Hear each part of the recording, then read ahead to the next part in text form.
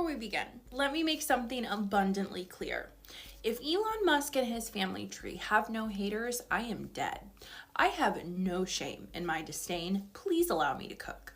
Thank you. We've talked a little bit about the Musk family in the past, but now I am bringing you guys a very comprehensive deep dive, starting from Elon Musk's parents. We'll talk a little bit about Elon Musk's grandparents as well. Let's begin with May Musk, Elon Musk's mother, because I personally believe that May Musk lives in a completely different reality than the rest of us to a frightening degree. Let's do a super quick background, a Cliff Notes background on May Musk so that we can better understand why her spawn acts the way that he does. Elon Musk's mother, May Musk, was born in Canada in 1948, and she is one of a twin. Her sister is named Kay. When her and her twin sister were babies, her family decided to relocate from Canada to South Africa. No shade at all children are beautiful, but Kay and May seem to have been directly pulled from The Shining. Okay, so follow me here, right?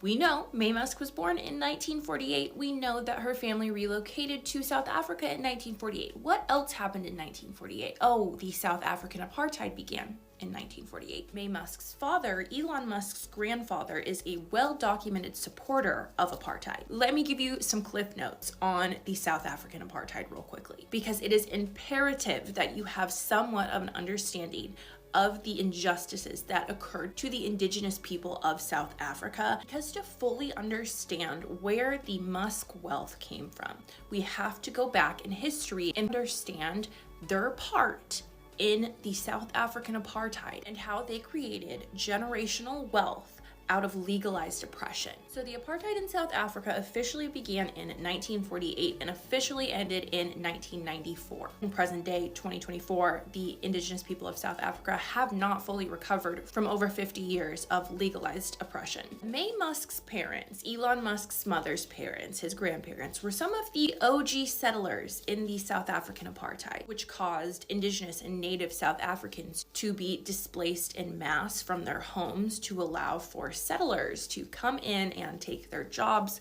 their homes, their land, everything. They were displaced en masse, and the displacement of these native South Africans was the least violent thing that they had to endure at the hands of the National Party, which took rule after the Second World Conflict. Here is the National Party that quite literally took over South Africa. Take a good look at them. Do any of those people look anywhere near indigenous to South Africa to you? No.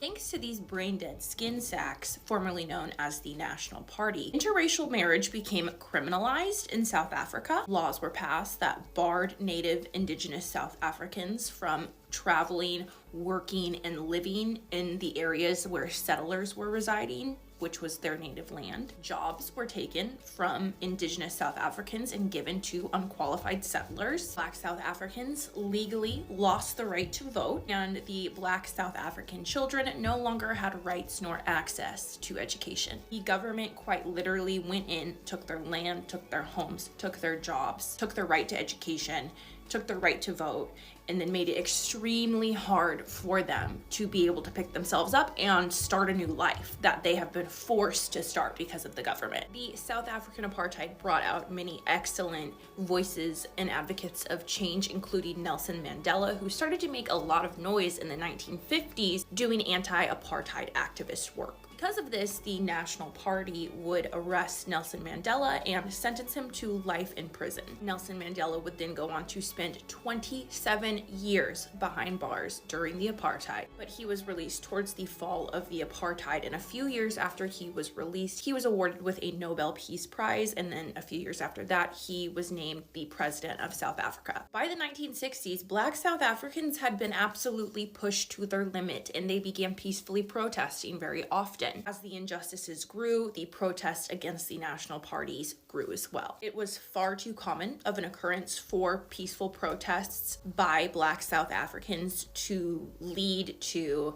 a mass unaliving of peaceful protesters. For example, the mass unaliving in Sharpeville, there was a peaceful protest that ultimately resulted in police opening fire on this crowd of protesters, unaliving 69 people. And primarily teens and children would come out to these protests to fight for the right to education. Now, that was very much a condensed version of the horrors that the indigenous people of South Africa had to experience during the apartheid. Hopefully, that gives you somewhat of an idea of the turmoil and the horror these people had to live through at the hands of oppressors like May Musk's family and more people in May Musk's life that we'll get into in a moment. May Musk's father and mother were both very well off even before moving to apartheid South Africa. Her father was especially influential, being a chiropractor, an amateur archaeologist, and the former director of Technocracy Incorporated. I'll go to part 2 because I want to talk more about technocracy and how I believe May Musk's father, Elon Musk's grandfather's political ideology